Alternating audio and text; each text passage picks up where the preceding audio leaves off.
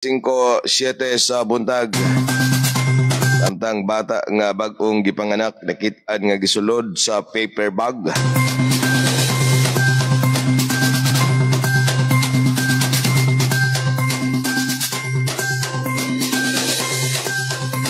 Nagapadayon karon ang pag-imbestiga sa kapulisan kabahin sa nakaplagad nga usa ka bag-ong gipanganak nga bata nga lalaki at tumilabay nga adlaw sa Lansuna Subdivision, Matina Playa, Dakbayan sa Davao.